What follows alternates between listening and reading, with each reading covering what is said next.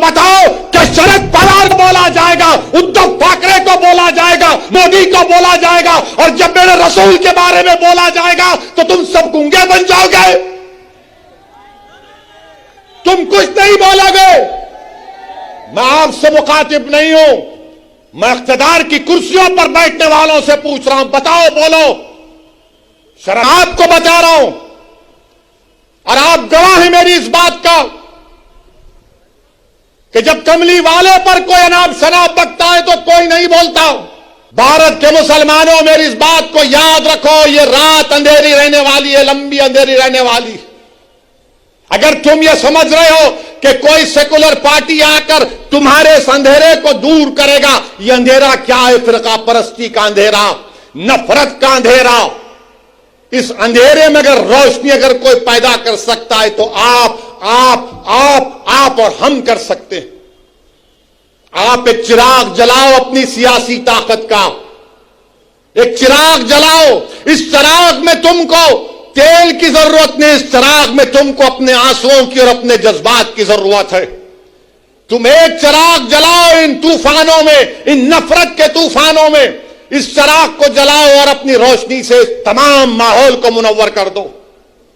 अगर आज आप खामोश बैठ जाएंगे तो फिर आने वाली नस्ल आपको जवाब नहीं देगी, आपको जवाब देना पड़ेगा।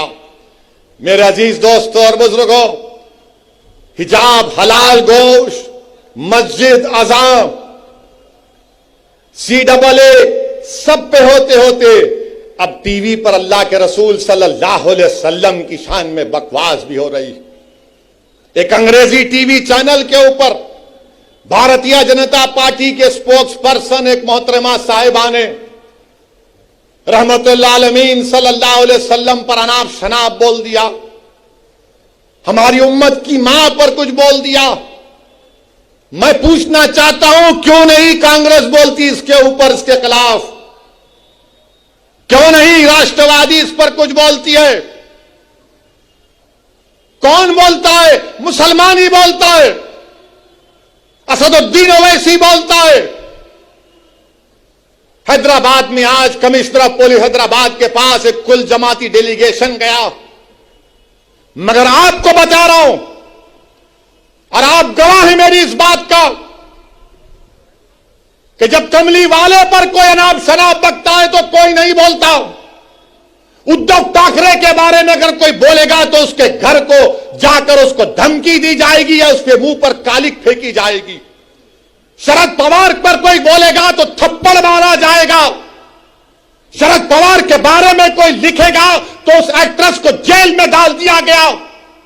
तो बताओ कि शरद पवार को बोला जाएगा, उद्धव ठाकरे को बोला जाएगा, मोदी को बोला जाएगा, और जब मेरे रसूल के बारे में बोला जाएगा तो तुम सब गूंगे बन जाओगे, तुम कुछ नहीं बोलोगे।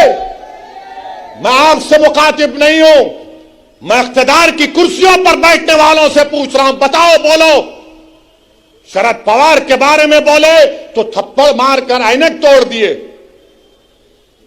उस एक्ट्रेस ने कुछ कहा तो जेल में डाल दिए। मोदी के खिलाफ लिखे तो जेल में डालते हैं, योगी के खिलाफ कुछ बोले तो जेल में डालते हैं। और रसूल अल्लाह सल्लल्लाहु अलैहि वसल्लम की शान में को अनाप शनाप बकता है। अरे खाली नारे लगाने से कुछ नहीं होता। मैं जो कह रहा हूं सोचो उस बात पर। जब अल्लाह अकबर कहते ना तो उसके माने समझो। मेरे अजीज दोस्तों और बुजुर्गों, आपकी खामोशी मुझे शिकवा इन तमाम पार्टी से नहीं है, मैं आपसे शिकायत कर रहा हूं।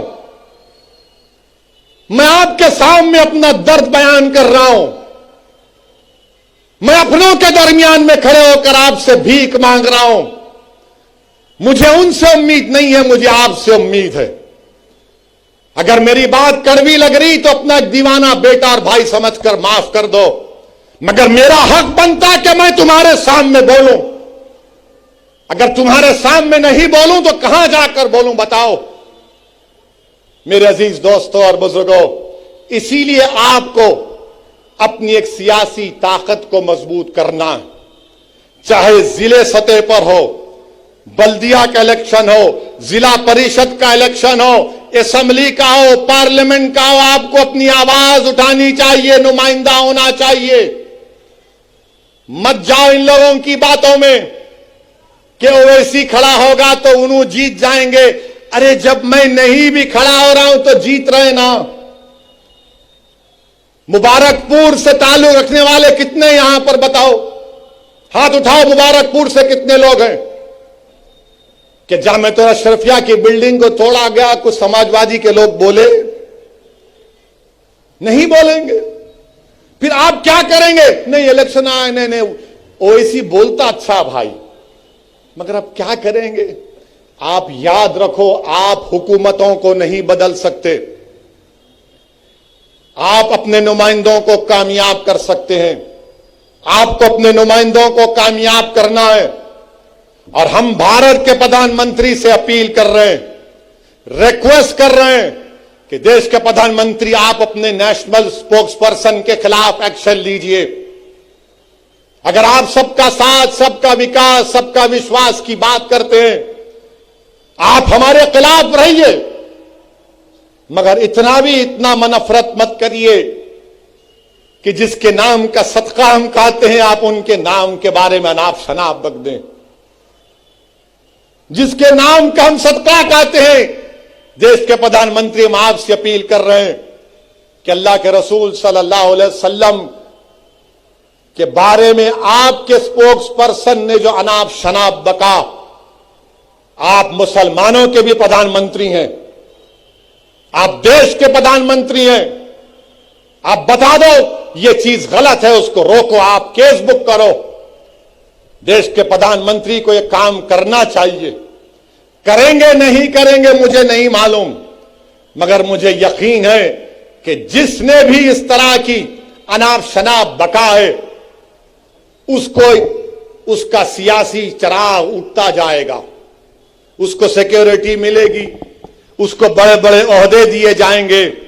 मगर हम देश के प्रधानमंत्री से अपील कर रहे हैं, ये जो अपने आप को सेक्युलर पार्टी कहते हैं, शरद पवार साहब आपको बोलना चाहिए। आपके बारे में कोई बोला तो थप्पड़ मार देंगे। उद्धव ठाकरे आपको बोलना चाहिए, मुखालिफत करो आप, मंजलिस की कोई एतराज नहीं है, मगर हर चीज की एक हद होती है। किसी को इस बात की इजाजत नहीं है कि आप किसी भी मजहब के बारे में, उनके बड़े बड़े लोगों के बारे में आप अनाप शनाप बक दें।